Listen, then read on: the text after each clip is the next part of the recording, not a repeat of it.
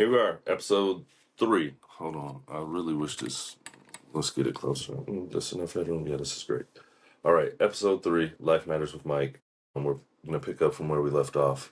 I'm sorry if the end of the last episode was a little bit ragged. We were taping it late in the evening. I had forgotten to charge my phone. And then we went an hour and 41 minutes and basically cooked the phone and it cut off on me. My phone cut off on me because didn't have it plugged in. You know, that's what happens when you're a brand new podcaster. You know, these are just the lessons you learn. So there it is. Though we're going to pick up from where we left off. I didn't really go deep into everything that I did to recover and turn my medical situations around. And that's what this episode is going to be. I just want to kind of go through everything that happened, everything that I did in order to manage, recover, heal, and restore. I'm gonna give flowers to who flowers are due. And that's to God. I thought about this earlier when I was thinking about this episode. I was like, I'm going to start it off with this statement, and I meant to and I mean to. I'm going to say, God saved me first and foremost. A lot of times we can give credit to, I changed my diet, I did this, I did that, I did this, I did that. I, being a person of faith, I know when God's divine hand has been on a situation. It doesn't always have to be God shine down a light on me and I prayed in the corner and got healed. Although that can't happen, that does happen often. In this situation, I feel like there was a lot of stuff. In addition to praying for healing and using my faith, there were also divinely inspired natural steps that God gave to me. So I'm going to start off with God saved me because he did. There were too many connections that were made that just came up out of happenstance. There were too many decisions that I made and people that I met that helped me recover to be anything other than the Lord. So give flowers. God, thank you. You saved me. I'm here because of you. I'm here because of my faith in you. I'm here because of your hand being on my life and in the way. I thought about this. There were three to four different things that could have killed me and somehow I survived. Who has a minor aneurysm while driving on the highway with all 5 of their children in the car and survives? That's not diet. That's not medicine. This is before I even went to the hospital. I'm driving in the car and it's like a bubblegum pop in the middle of my head and I started losing part of my memory and I'm able to drive home with my children and slightly recover. You know, I forgot the password fully, but I remember my children's names and birthdays after half hour, by the next day I had it back. But that's nothing but God. That's pure divine intervention to have that happen and still survive. Because 70 miles an hour in a minivan with all your children in it, when that happens, that's God. It's nothing but God. That's point blank, period, full stop. God saved me. But I'm also going to go through some of the natural things that I did as well. We'll start with this. I do not put 100% trust in traditional medicine. This is not a knock on traditional medicine. I got friends that are doctors. I wanted to be a doctor at one point in time. I wish I had become a pediatrician. Who knows, maybe in the future. But I don't put 100% rock solid faith in traditional medicine only because, let me not say only because as an adult, I understand capitalism. And traditional medicine, your doctor, your hospitals, et cetera, they are hand in hand with pharmaceutical companies and medical technology. And those companies have no fiduciary reason to cure you. They have no reason to cure your diabetes. They have no fiduciary reason to cure cancer. They have no real reason to cure any of the issues that you face. Because if they have a cure for it, then you take it once it's gone. And sure, they could probably make it extremely expensive at first. But in terms of medicines and things of that nature, they have a patent that they can have for only so long, and then they have to release it. And then that's where competition comes in. Somebody gets the patent, they find a cheaper way to make it. They find a better way to make it that makes it less expensive. And next thing you know, the cost comes down. And next thing you know, you're buying it on the shelves at your local drugstore for $11.99. So they have no fiduciary reason to actually make a cure. They find a way to make you manage it. But while making you manage it, there's also a bunch of other issues that crop up. You've seen it. You've seen it on TV. They give you the medicine. And then when you take the medicine, even before you take the medicine, you see the commercial on TV. They show you the people skipping around at sunset next to a lake at a park with people jumping around and a kid with the giant bubbles thing. And they tell you, oh, this will help You'll see results in as little as 3 weeks, and then you got the micro machines guy right at the end, just before the commercial closes up. And also, you may experience heart palpitations, blood transfusions, itching, scratching, boils, hives, and less of all these other conditions that might come up from taking this medication. Also, do not take if you're allergic to this, and this. Don't take this if you're on this medication. And he goes real fast. If it doesn't say micro machines, it's not the real thing. And then they close it out. So they hit you with the bright lights and the big words of what it can do, and then zoom through all the other stuff that comes through at the end. However, I still hear the stuff that they zoom through at the end. So I don't have a 100% rock solid trust in traditional medicine. However, I do believe in collaboration. So my goal was to, obviously everyone knows or everyone has heard the horror stories about chemotherapy. So obviously, when they give you a diagnosis of stage 4 lung cancer, the first thing that crops in your mind is, oh man, chemo. But I did not want to do chemo because the thought of, okay, well, this is what we're going to do. Because it's spread, we need to kill all your cells. That way we can make sure we kill the bad cells. In order to kill the cancer cells, we need to kill all the cells. And to me, that seems irresponsible at best. And I'm not banging on anybody that went to chemotherapy. If you did it and it worked for you, God bless. I'm happy for you. I'm thankful that it worked out for you. But to me, it's like burning down your house to get rid of a rat or a rodent inside the house. Okay, you burnt down the whole house. You got rid of it, but now you don't have a house. So now you're exposed to all the elements, all the bugs, all that, because your body is your only house. You can't burn this house down and move to another house. So you burn this house down, you got to wait for it to recover. So I got to wait for my immune system and all my other cells to recover. And now all my defenses are taken down in order to take out the cancer cells. So I wanted to avoid chemo. So my goal was to avoid chemo and hopefully find a holistic method and maybe in concert with traditional medicine that allows me to recover and heal. And it was fortunate that that happened. So I'm not saying don't take medicine. I'm not saying I didn't take medicine. I did in fact take medicine as well. But I also did several natural and spiritual things to help me recover as well. I'm gonna go through a few of them. I have a book that I wrote that went through basically everything I did, all the methods, everything I tried, everything I did, all the changes I made, spiritual and natural, to help me recover and restore. So if you want all of it, you can certainly get it there. We'll start with some of the natural stuff I did. We'll start with diet. One of the things I talk about in my book is intuition. Now, I touched on it lightly in the podcast with my wife. I had I don't know, let me say an inclination or intuition that I would need to make drastic changes to my diet at some point in the future. The reason I felt like this is because there were several males on my paternal side of my family that basically passed away kind of early or very early. So my paternal grandfather died when he was like 66 years old. And I can't say that it was poor diet because that man had a farm. Like I grew up city and country. My grandparents had a 5-acre farm in Columbia, Tennessee. I can remember going out picking okra, picking beans, picking corn, picking watermelons. My grandmother had vines and vines of tomatoes outside her kitchen window, bay window. They, when people say farm to table, that's what they did. They had farm to table. I'm talking sitting in the kitchen, snapping green beans into the big bowl. She washed them, she cooked them. That's dinner. So healthy food. It wasn't like McDonald's.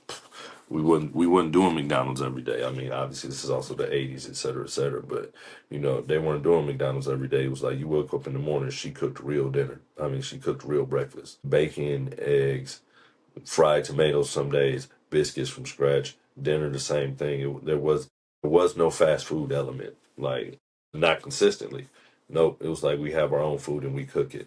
So I can't say like, oh, he had a trash diet or something like that that led to it. So it was Thanksgiving. I was 10 years old. He passed away. He had a heart attack at the dining room table. My grandmother and her sister, who were both retired registered nurses, resuscitated him.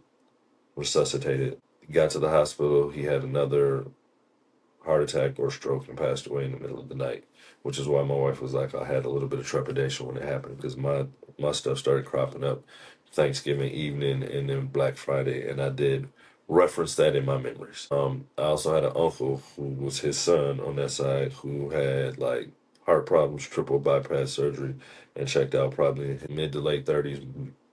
I wouldn't even say early 40s. Yeah, because my dad was older than him. And my dad was only 37. So yeah, let's say mid 30s, mid early to mid 30s. So with that in mind, I just had an inclination. I was like, you are going to have to monitor and manage your diet. This is when I was like in my 20s and stuff. I started thinking about that type of thing. And then I also remember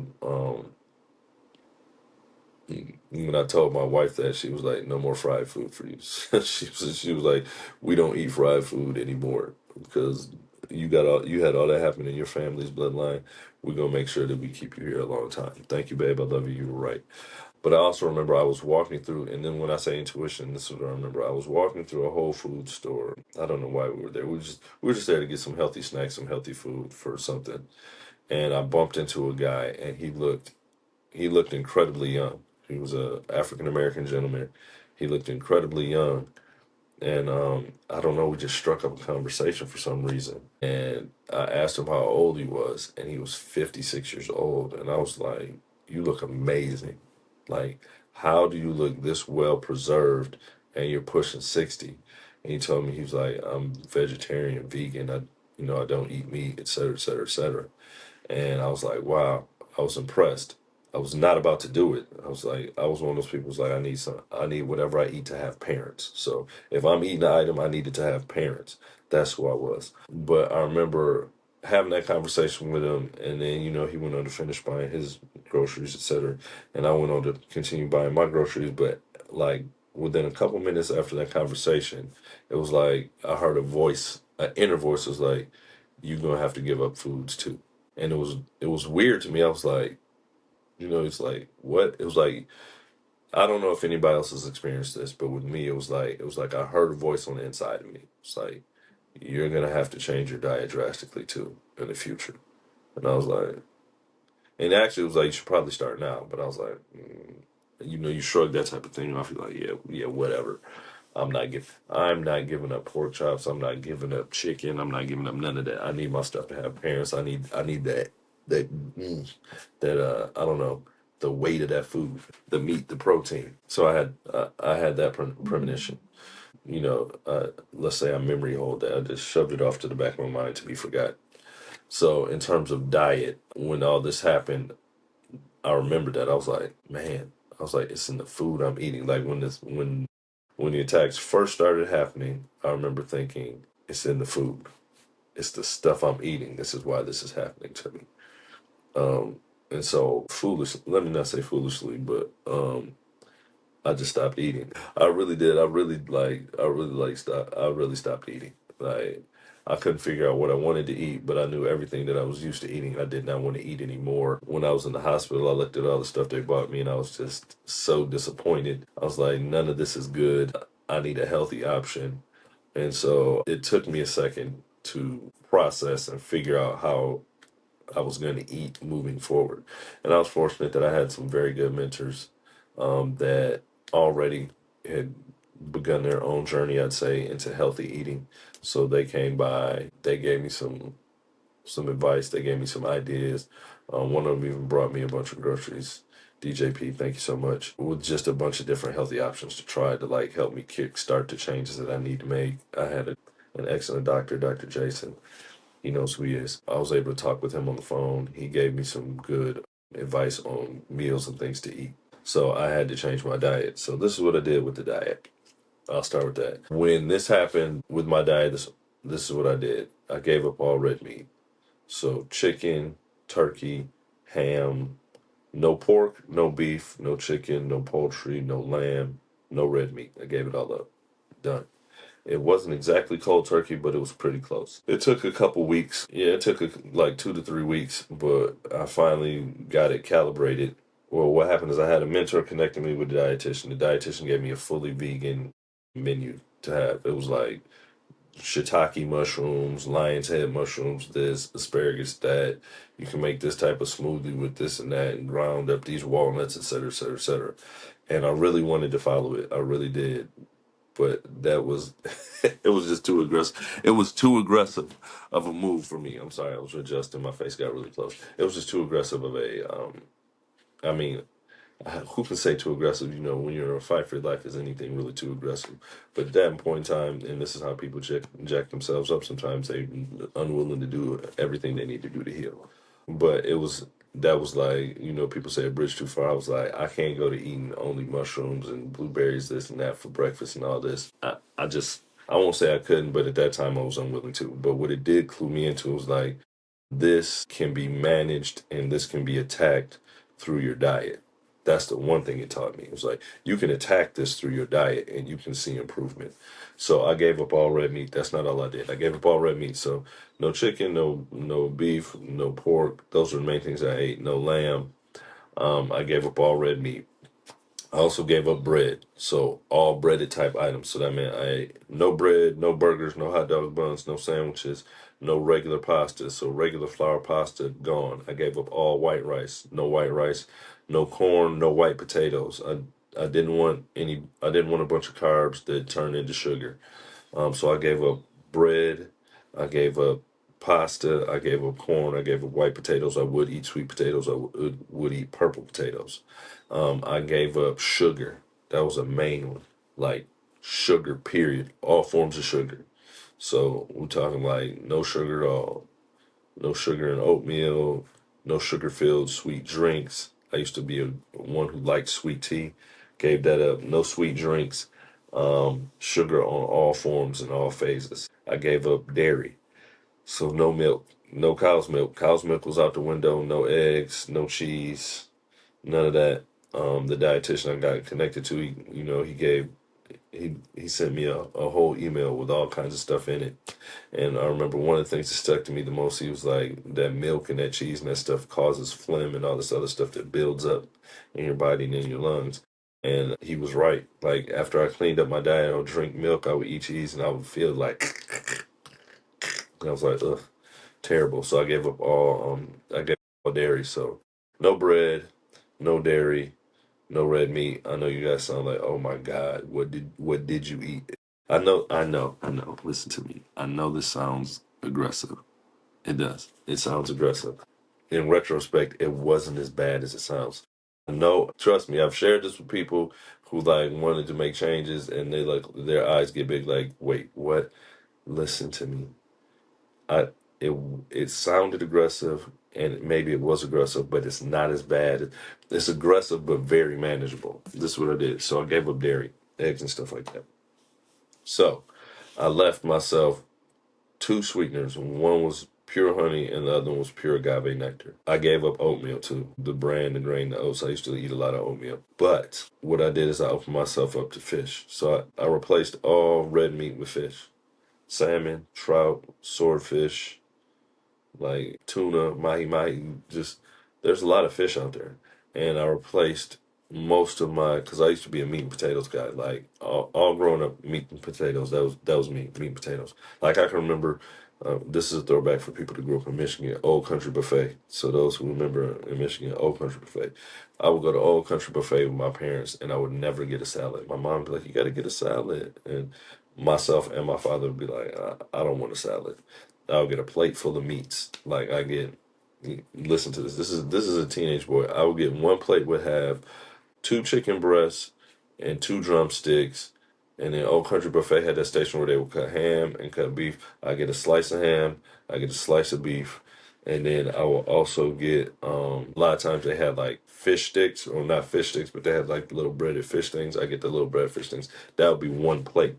Then the next plate will be covered like half the plate would be mashed potatoes and gravy, and the other half would be like they'd probably have rice or something like that. I would get rice. I would get a plate full of mashed potatoes and gravy and rice, and it would cover the gravy would cover all of it. Then they would always have French fries. I'd have a plate that would just have French fries on it for me to eat with French fries, and that would be my first round. And I would clean all three of those plates. Then I would go back for more chicken and more ham. because I liked it, and more mashed potatoes. And then if they had like cream corn or something like that, I get cream corn because I used to like to mix my cream corn with the mashed potatoes.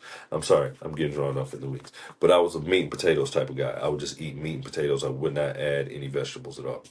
So what I did with my diet this time, I switched it. I would go all fish, and then I would go. I didn't really do salad because lettuce to me was, I don't know, lettuce was just bland.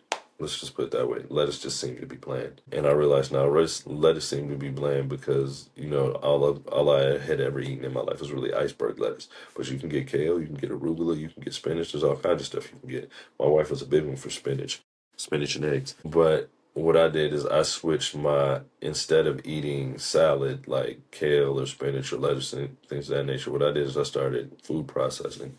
So I would food process peppers.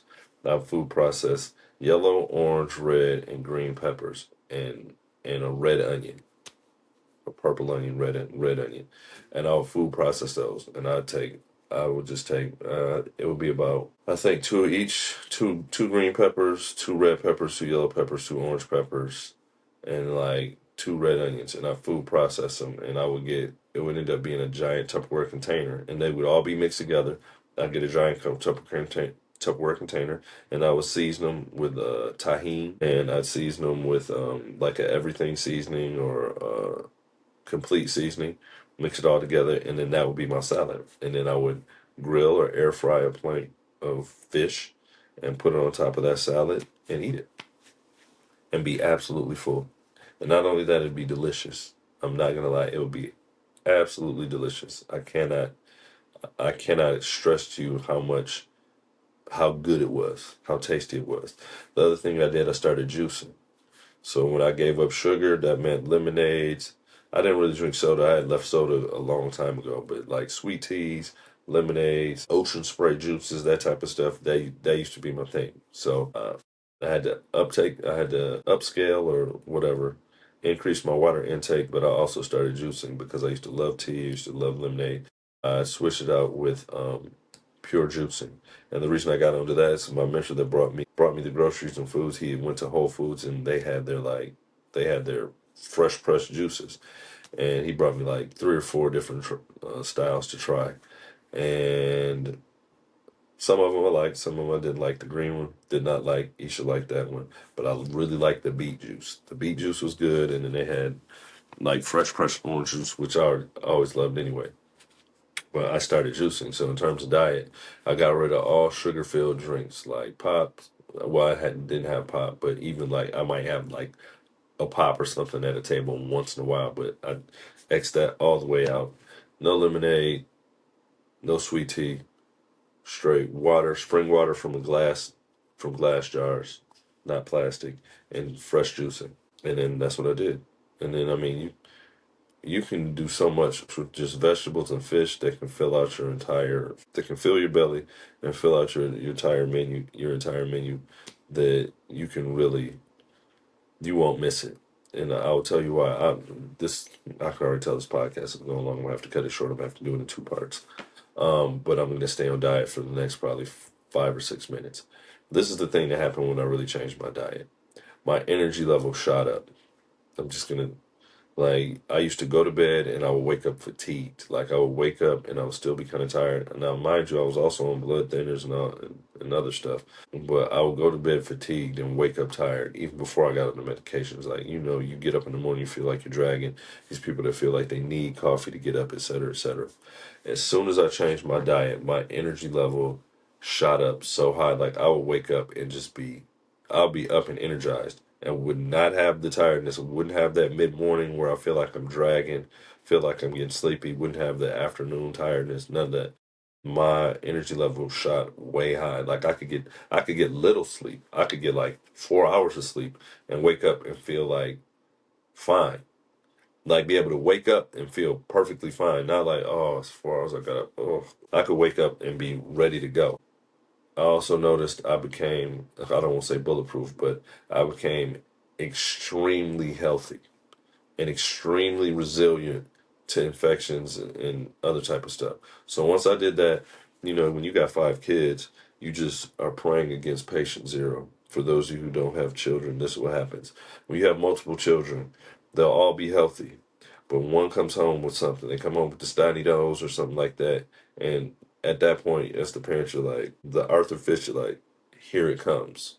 Because what happens is one kid passes it to the next kid, who passes it to the next kid. And if you're fortunate, the one kid that started it, they heal quick and they're fine. And then it just goes one by one by one. If you're unlucky, what happens is they all end up sick at the same time, and you got kids that are all upset or all need to be babied because they don't feel well. We have 5 children by this time, 5 children. So there will be times when, they come home, especially first week of school, the first week of school germs, or the post Halloween candy sugar attacks. But what would happen is, they come home and they have the little snotty nose and stuff to happen. They might have the cough, et cetera, et cetera. And then you're trying to manage it. And then as the adult, you're like, oh, now I'm in a house full of kids with snotty noses and stuff like that. And it's about to hit me too. Once I changed my diet, I'm telling you, it didn't matter. Those kids come home, snotty noses, or whatever. It will run through all 5 kids. It might hit my wife, might hit Charita, who was living with us at this time. It will hit everybody, but it would not hit me. And I'm talking about, I'll be carrying kids. I'll be carrying little crying babies with snot coming out their nose, carrying little toddlers with snot coming out their nose. They sneezing on you, coughing in your face, all that type of stuff that makes you as an adult go, oh, come on, I'm trying to keep the germs off me. Sailing right through them. Like a force field around me. So I know. Changing that diet has a extreme positive effect on your overall health. And really what it is when you stop eating all that type of stuff, what happens is your body has less stuff to fight. Like your body has to process all that food, has to process the food that's going through you, has to process, like the sugars and other stuff, the colors, the dyes, all that stuff that they put in the food to make it seem yummy, all that stuff they put in the food to make it seem like it's delicious and to catch your eye when you're walking through the aisle, all that extra stuff they put into your food to make you buy it, eat it. Once you start cutting that out, your body can just consume the fuel for what it's made for. I feel like it also reset my tongue, my palate. I realized once I got rid of sugar, I realized how sweet foods really are. Like I could eat fruit and fruit would taste like candy to me because the natural sugars in the fruit, you would taste it more instead of having a. This is just my own personal experience, but I'm confident you'll experience the same thing. Once you get rid of all that sugar in your diet, the way foods are supposed to taste, I think, will present itself more because fruits started tasting much sweeter. And I realized the sugars in the fruit now taste sweet because I don't have my tongue, let's say, deadened or tainted by already filling with other sweet sugars, refined sugars that are out there for you. So fruit started to taste sweet, so I could eat fruit like it was candy. Like that was my breakfast. For my breakfast, I remember I was eating like 4 to 8 cara oranges. I would just eat oranges for breakfast, and they would be delicious, like absolutely delicious. Now, I'm not advocating for you to go off and eat. I mean, I might actually be like a fruit plate for breakfast. Might not be a bad idea. A breakfast smoothie. Get those bananas out. Get those apples out. Drop some blueberries in there. You don't have to go drastic like me. Add your little almond milk, whatever. You know what I'm saying? It can be all right. Listen to me. Like a breakfast smoothie will is a great idea. Let me just put it that way. A breakfast smoothie is a great idea. I didn't really do breakfast smoothies just because I um, too much hassle. That's the real brass tacks of it. It was just too much hassle. Like I would just be eating oranges in the morning. And then actually what would crack my wife up, I would just like eat dinner food in the morning. Like she would wake up some mornings and I would have pulled out my salad and my peppers and stuff and I would have cooked myself a bed of fish and put it on that salad and chomped all the way through it and be absolutely filled with oranges. Like, I'm not advocating for you to do it. I'm just going to tell you, this is what I did. I changed my diet like that. So I drastically reduced all that stuff in my diet. But the real point is not to say you should follow my diet. I think my real point is you can find all kinds of ways within I don't want to say the strict restrictions, the dietary rules I made that can give you a much more healthy outcome, help make your body more resilient. And if you are, in fact, in some type of health crisis, help superpower your body to be able to fight. Because if your body can just process the food it eats and not have to fight off all the artificial elements placed in your food, not have to fight off sugar. Let me just take one point on this. Sugar is a poison. Facts. No doubt about it. Let's not even argue about it. Argue with somebody else. Sugar's a poison. It tastes sweet. Yes, it's nice. Cool. It's a poison. Every time you eat sugar, it lowers your immune system. It jacks you up. It also spikes you high and makes you drop and crash. Sugar's a poison. If you can get it out your diet, please do so. I mean, I've reintroduced some sugar, but not like I used to. I still don't drink sugary drinks. I still don't drink ocean spray juices and stuff like that. I do have some, I do have some lemonades now and then, etc. But for the most part, I've still exercised sugar from my diet, and I feel great because of it. Sugar is a poison. Try not to eat it, and if you eat a lot of it, take it down. Just please take it down, get rid of it. But yeah, sugar's a poison. Don't do it. But within the dietary rules, I don't want to say restrictions. Within the dietary rules I set for myself, I found a lot of liberty. Not only did I find a lot of liberty, I found fun because when I took beef, chicken, turkey, lamb off the table, then I got to explore all these other foods. I hadn't tried swordfish. I don't really like it, but I at least got to try it. Swordfish is all right. Let me. I feel like I'm bouncing all over the place. I'm trapped in diet. This is just going to be about diet, I see. And I'm going to try and end it at 40 minutes. In terms of the dietary rules I set, when I got rid of red meat, when I got rid of bread, when I got rid of sugar, when I got rid of dairy and eggs and cheese, those were rules that took some things off the table, but it opened up all this other stuff. So, like, began to realize a love for beets, like red beets and golden beets when I juicing carrots and apples, ginger, like, in terms of meats, like, you can still, like, I know people like, I need the heaviness of a steak. I need the heaviness of et cetera, et cetera. Like you can get a tuna steak. I remember we went to a steakhouse and I did not want a steak, but I felt like I wanted some meat. They brought out a giant tuna steak on a hot stone. And that was a lovely experience for me. Like let's not look at the dietary rules I set in place. I'm not saying you have to, but just as an exploration, think of when you set these rules in place, it's not restrict. Let's not look at it as keeping us from something, but opening us up to something else. It's forcing us to look at other options, to explore something else. It's like you have the same road that you take to work every day, and then let's say they close that road. Now you have to find a different road. You can still get to work. You just got to take a different road. And then when you take that different road, you're like, wow, I never realized there was a lake back here. Look how beautiful this landscape is that I'm driving by on my way to work. I never realized this was here. And maybe it costs you an extra 5 minutes, but you like, I like driving this road because I like looking at this lake while I'm driving.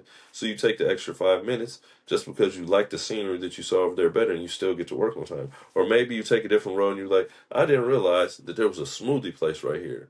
Sometimes when I'm on the run and I want something and I didn't realize there's a smoothie place right here, I can stop right here and grab a smoothie right on my way to work.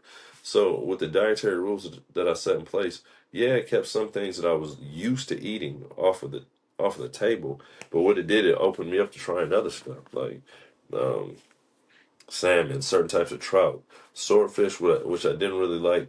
It was all right, but it was very fishy smelling. That's the only thing. Like when you opened up a swordfish steak, you knew that it had been gotten from the ocean. Like it was from the ocean. Like when you open that boy up, it was from the ocean. So it was a chance to experience eating different foods, red cabbage mixtures and things of that nature. So it really what it is, it opened up food exploration for me in addition to being healthy. So it was like an adventure into health. That's what it was. It was an adventure into health, but also being able to see how diet can so positively affect my health status. It also gave me hope and motivation for the future. Like my body is designed to fight and heal itself. So perhaps in addition to this attack, maybe it's not just an unfortunate circumstance, but really what it gave me a sense of more control. And I think that's one of the most powerful things that came from that. Because when you have major health issues like that, you do feel like out of control. You're like, I got all this going on in my body, and I don't know how it got here, and I don't want to say you feel powerless, but you feel like lacking in power to stop it or lacking in power to manage it or control it.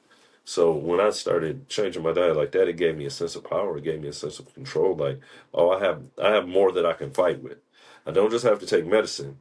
Even when I'm taking my medicine, I can go in this kitchen. I can break out this cutting board, and I can chop up some stuff, and I can cook some stuff, and I'm still fighting in my own way. This is another way that I can fight besides just my medicine. And it just made it. It was also like an experience. Like when you're trying new foods, that's also like, I'm really gonna say it gave good family time. Like we're out here, we're juicing. Then when we go to the store, we try out new fruits. Hey, let's try to juice this. And then I'm out.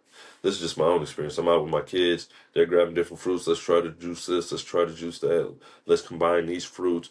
Then you look in your basket. You got all these bright colors in your basket. You get home. We break out the knives, the cutting boards, and we're chopping it up. We're tasting it. And then people just eating fruits in general just to try it and see how it tastes. Like I have a new favorite fruit called the cherimoya, known as the custard apple. I made a smoothie with just the cherimoya and the banana, and it was delicious. I didn't need anything else but a tiny little bit of ice, custard apple, because it really tasted like a super sweet custardy apple mixed with bananas and a little ice. It was a delicious smoothie. So it's like an experience exploration while also fighting to get healthy. So I wish I could continue on, but I'm already at 40 minutes. This will have to be continued in the part two. In terms of what I did, one of the main things I did was change my diet. Got rid of bread, got rid of red meat, got rid of sugar, got rid of dairy. And you can find replacements. So I got rid of regular pasta. I went to chickpea pasta. When I needed a snack, I got fried plantains instead of chips. Yes, I know it's fried, but I would look, okay, what kind of oil was it fried in? And it would be like the plantain, a little bit of salt, and whatever this oil was. And then I would dip it in hummus. I started experimenting with hummus, finding all the different types of hummus you could get. So then that would be my snack, plantain chips and hummus, and I would tear through some hummus, and it would be delicious, and it would be filling. Sometimes I have breakfast food for dinner. You know, fruit plate, oranges, smoothie, that type of thing. Sometimes I have dinner for breakfast. Break out my fish, put it on my bed of peppers and stuff, and eat that and be full. And very satisfied, not dissatisfied, and not feeling like and really everything is a matter of mentality. So what happens is, and I can just speak from my own experience, when I first had to change my diet, I was frustrated, I was angry, I was snappy because I was used to eating a certain way. As I began to experiment and find things that I liked, find things that I enjoyed, it opened up for me all different types of fruits. And then what happens is you realize you think that when I take all these foods off, now I'm trapped and I'm shackled in. But as you begin to manage and experiment with new foods, what you realize is it's the reverse. My former way of eating had me shackled because I was so used to going to get a steak, so used to going to get a burger, so used to going and getting fried chicken or grilled chicken, so used to getting pizza, so used to getting those regular options that it almost blinded you to all the other stuff that was out there. But once you set these rules in place, now it's like now I have a project. When I go in the grocery store and I want to eat something, maybe I don't feel like eating my peppers today. What else can I get into? And then it makes things interesting. Well, with me, sometimes you start looking up other options to eat and you decide to try something. And then what happens is you find a new food experience, which is a great thing. It's like it adds a little pinch of joy to the fight that you've already been in. Like, great, great. Now I have a new dish to try. So that's what I did. Change my diet. No bread, no cheese, no dairy, no eggs, no red meat, no sugar. It sounds like a lot. It seems aggressive, but actually it was very freeing and very enjoyable. I called it eating clean. It was a great time.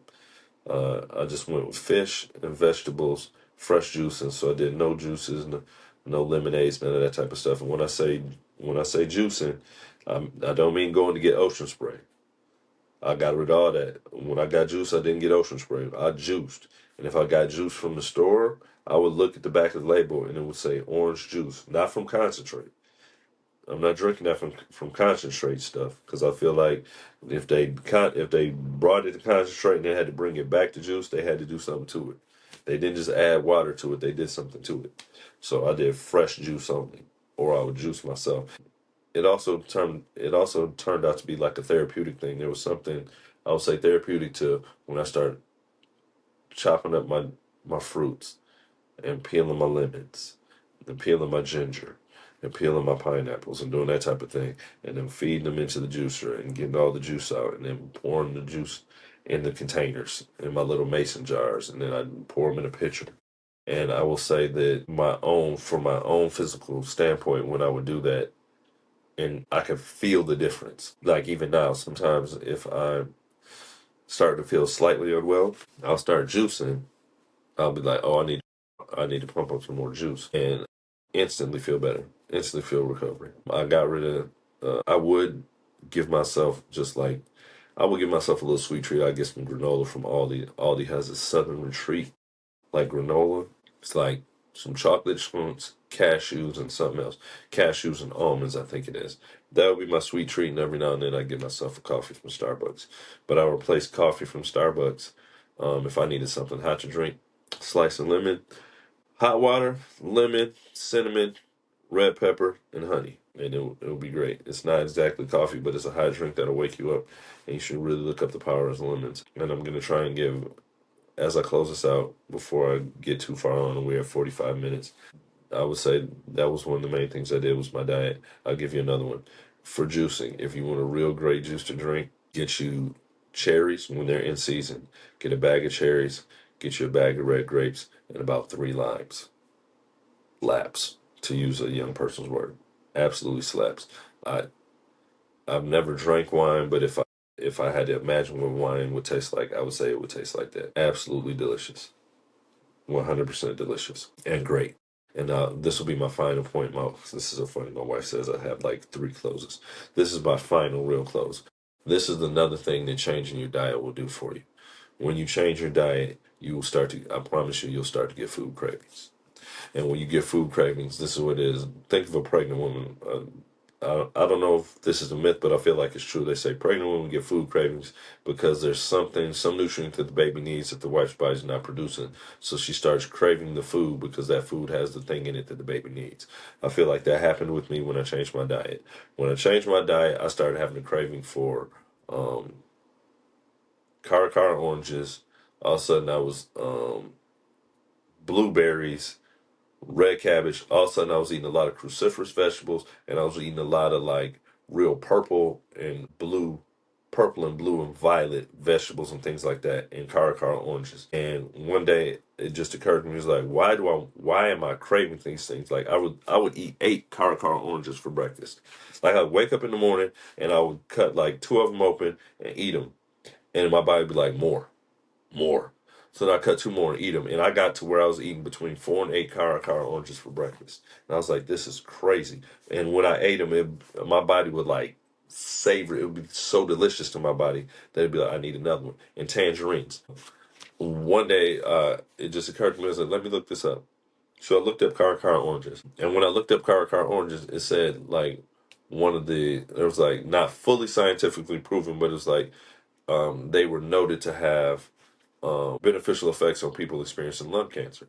And I was like, then when I started looking up blueberries and something else I was eating. What was it? Red cabbage. It was some other violet thing that I was eating. I think purple potatoes as well. And I realized it was like because of the purple hue of them that they had. Was it? I forget. Man, I wish I could remember the word. But it basically was saying when you eat a lot of purple and blue and violet vegetables and fruits, there's an element in them that also is very beneficial for cancer traits and lung cancer. And I realized that's when it was like the light bulb went off. It was like your body is sending you these signals because what's happened is you've cleared out the interference. Your old eating was creating a smoke screen. The sugar, the artificial sweeteners, all that was creating a smoke screen and let's not say tricking your body, but confusing your body so that it couldn't signal to you what it really needed and what you really wanted. Once you began to eat clean, now we've cleared up all the confusion. We have wiped the windshield clean. Your body can send the signal right to you, hey, we need this right here.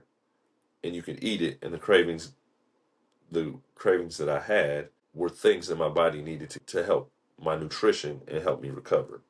So if to close this out, if I could say with diet, food cravings and food cravings that your body gives you can now be clear signals of nutrition that it's needing instead of being fooled by artificial sweeteners and things like that. All right, this makes sense. Gotta go.